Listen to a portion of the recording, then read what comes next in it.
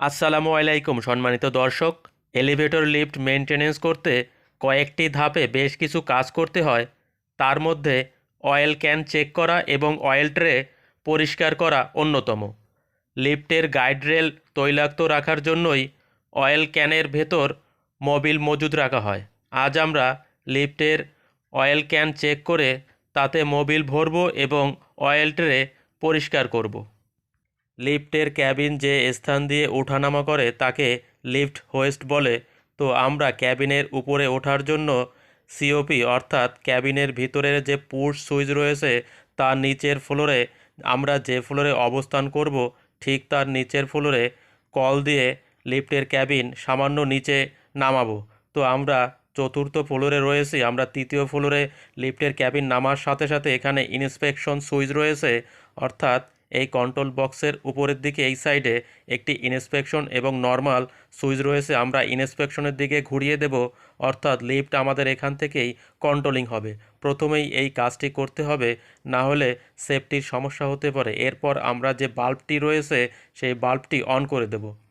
দুই সাইডে দুটি, অর্থাৎ দুটি দুটি চারটি এই অয়েল ক্যান রয়েছে। তো ক্যাবিনের যে গাইড রেল রয়েছে এই গাইড রেল তৈলাক্ত রাখার জন্য এখানে মূলত অয়েল ক্যান ব্যবহার করা হয়। এই যে কেরোসিন ল্যাম্পের মতো বা হ্যারিকেনের মতো যে পলতে দেখছেন, এই পলতে দিয়েই মূলত এখানে অয়েল তৈলাক্ত করে, অর্থাৎ অয়েল মিশ্রিত হয়। তো এখানে অয়েল পরিপূর্ণ থাকতে হয়, যদি না থাকে তাহলে এখানে শুকিয়ে যায় এবং শব্দ হয় বা ঘর্ষণের ফলে গরম হয়ে যেতে পারে। তো এখানে তৈলাক্ত রাখার জন্য যেহেতু লিফটের ক্যাবিন ওঠানামা করে এবং এ পর্যন্ত ওঠানামা করায় এখানে তৈলাক্ত হয়ে গেছে, উপরের দিকে যেহেতু ক্যাবিন আসে না সেহেতু উপরের দিকে তৈলাক্ত হয়নি বা কালো হয়ে যায়নি। তো এখানে পোড়া মোবিলের মতো কালো হয়ে গেছে, যেহেতু লিফটের ক্যাবিন এই পর্যন্ত আসে, এর লিমিট এই পর্যন্তই। তো নিচের দিকে চলে গেছে। এই দিকে আরেকটি গাইড রেল রয়েছে এবং একটি অয়েল ক্যান রয়েছে। পূর্বেরটির মতো দুই সাইডে দুইটি অয়েল ক্যান ব্যবহার করা হয়েছে।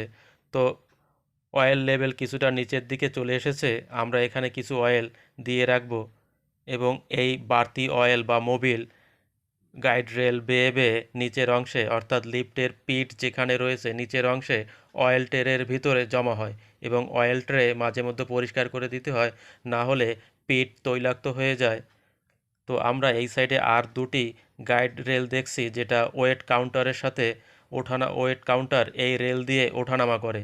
তো আমরা এখানেও তৈলাক্ত দেখছি হালকা।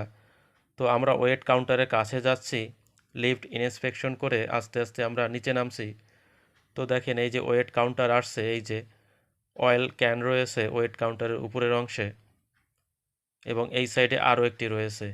দুইটি গাইড রেলের সাইডে দুটি অয়েল ক্যান রয়েছে, যেটা ওয়েট কাউন্টারের উপরের অংশে রয়েছে। তো এখানে দেখেন কিছু অয়েল বা মোবিল রয়েছে এবং তার সাথে কিছু টোন বা পলতে ব্যবহার করা হয়েছে এখানে। তো দেখেন এখানে কিছু অয়েল কম রয়েছে, আমরা এখানে কিছু অয়েল ঢেলে রাখবো।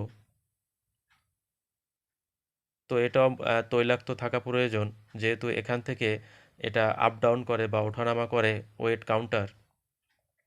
এবং এই সাইডে আরও একটি রয়েছে অয়েল ক্যান। তো সেই আদিম যুগের যে পলতে, অর্থাৎ কেরোসিনের ল্যাম্পের মতো যে পলতে বা আহ, যে হ্যারিকেনের পলতে, ঠিক সেভাবেই এটা কাজ করে। তো আমরা এখানে কিছু অয়েল বা মোবিল দিয়ে রাখবো, যেহেতু লেভেল একটু নিচের দিকে চলে আসছে। এবং এই বাড়তি অয়েল বা মোবিল রেলের যে গাইড রেলের যে বেয়ে বেয়ে নিচের দিকে আসে তা মূলত একটি ট্রেতে জমা হয়, যা অয়েল ট্রে নামে পরিচিত। ওই ট্রে যদি ওভারফ্লো হয়ে নিচের দিকে অয়েল পড়ে যায় তাহলে পিঠ তৈলাক্ত হয়ে যাবে এবং যেহেতু পিঠে অনেক ময়লা জমে, পরিষ্কার করার প্রয়োজন হয়, সেহেতু তৈলাক্ত হয়ে একটা বাজে অবস্থার সৃষ্টি হবে। তাই মাঝে মধ্যে ওভারফ্লো হয়ে পড়ার আগেই অয়েল ট্রে পরিষ্কার করা ভালো। তো আমরা এভাবে অয়েল বা মোবিল দিয়ে রাখছি এবং নিচের অংশে, অর্থাৎ লিফটের যে গ্রাউন্ড ফ্লোর তার নিচের অংশে আমরা পিট, এখানে অয়েল ট্রে রয়েছে সেখানে যাব। তো আমরা এবার লিফটের ক্যাবিন 1 নম্বর ফ্লোরে দিয়ে রাখবো, অর্থাৎ উপরের ফ্লোরে।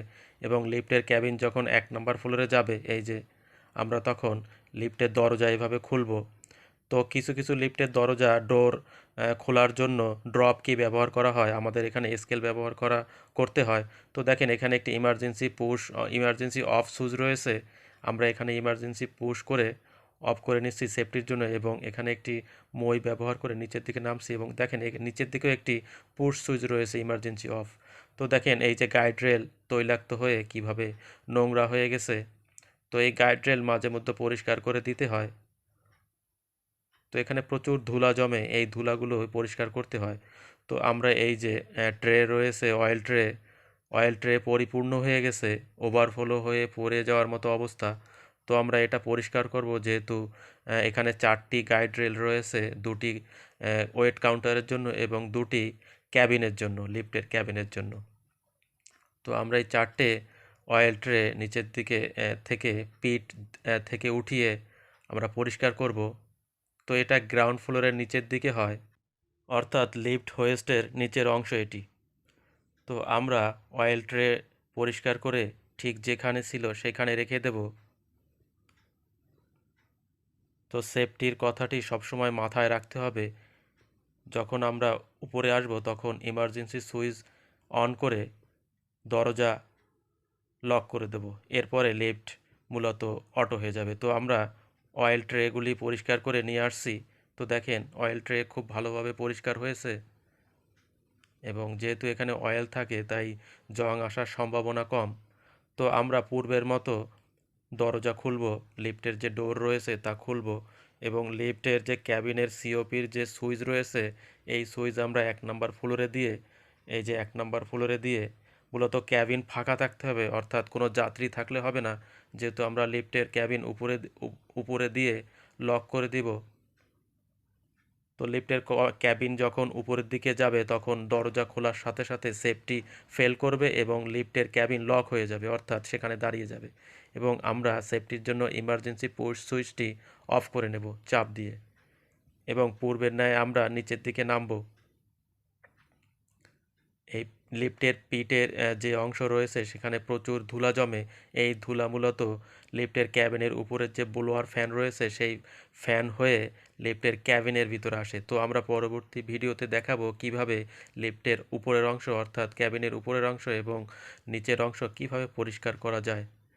তো দেখেন আমরা এই যে অয়েল ট্রে রয়েছে, এই অয়েল ট্রেগুলি যথাস্থানে রেখে দিয়েছি,